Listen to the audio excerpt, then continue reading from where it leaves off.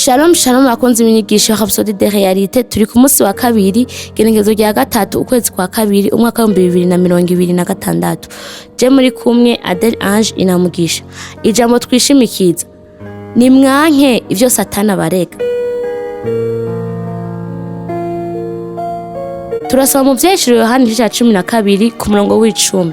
Nijuru numva ijwi rirenga riti none hagakiza karashitse gashikanye n'ubushobozi n'ubwami bw'Imana yacu n'ububasha bwa Kristo wayo, kuko umurezi wa bene data akororewe hasi yahora barega ku murango no mwijoro imbere y'Imana yacu. Muravye neza uyu murongo dutanguriyeko uratubwira ku bijanye na Satani. Yamara turega, yamara twara imbere y'Imana ibintu byose dukora, yamara turega arega ivyo tuba twaciyemwo kugira ngo yerekane yuko tutakira abana b'Imana. Aturega imbere y'Imana n'imbere y'abandi bose kugira ngo batuvuge. Arashobora gufata akakurega akuvana mu kibanza warimo maze akagushira mu kindi kibanza c'abanyavyaha basumbije ivyo warurimo. Ariko Imana yamifise ubuntu muri yo.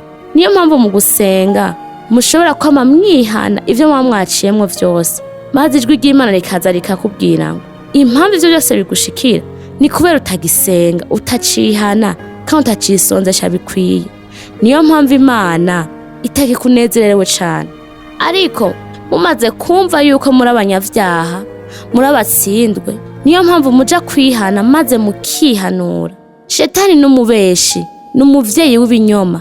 Nimba Imana ikeneye mwebwe ikababwira ivyo kwisonzesha, ntikeneye ko Shetani ayifasha. Oya, ahubwo iraza muri ryajwi ryongorera ikabibwirira.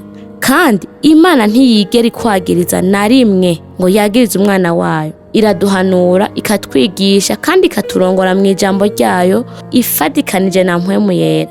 Ntiyigera igucira urubanza canke ngo iguteze isoni.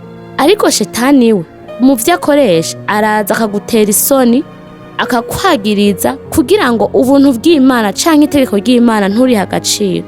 Rimwe na rimwe hari igihe mwisanga umenga nimwe mwama muri abashinzwe ibintu vyose bibi bitigeze no kubaho, kuko Satani yaraje maze abereka yuko ari mwe muri abanyavyaha.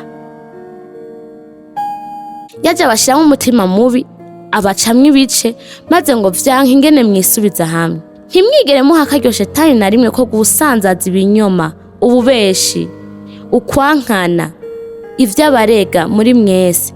Mwizere gusa ijambo ry'Imana no ku muco wayo n'ukuri kw'Imana n'ubuntu bwayo. Gumana ubwenge bw'Imana muri mwebwe maze ngo mutambukire mu rukundo. Ubwenge bw'Imana burakuraho kutamenya, kuko kwagirizwa biri hasi cyane, maze ngo muhagarare hejuru y'ivyo Shetani abarega.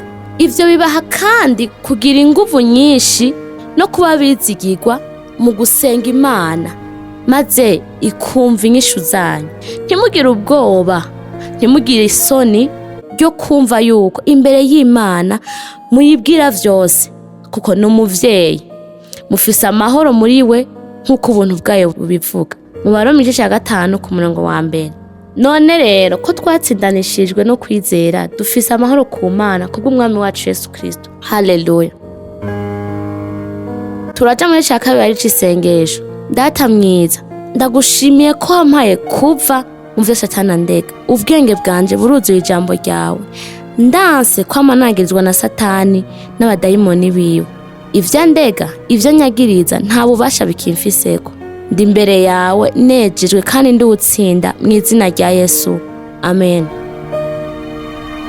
Twizera ko mwahezagiwe n'iyo nyigisho. Turabatumira kugira Yesu Kristo umwami w'ubuzima bwanyu mu gusenga gutya. Mwami Imana, ndizera n'umutima wanje wose muri Yesu Kristo, umwana w'Imana nzima. Ndizera ko yapfuye ku bwanje kandi ko Imana yamuzuye mu bapfuye. Ndizera ko ari muzima uyu munsi. Ndatuye n'akanwa kanje ko Yesu Kristo ari umwami w'ubuzima bwanje kuva uyu munsi. Biciye kuri we no mu izina ryiwe fise ubuzima budahera, ndi icaremwe gishasha.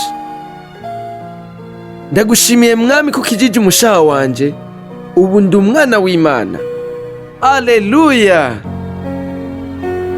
Turagukeje ubu uri umwana w'Imana ukeneye impanuro zo gukura nk'umukristo twakure kuri 61 40 ubusa 14.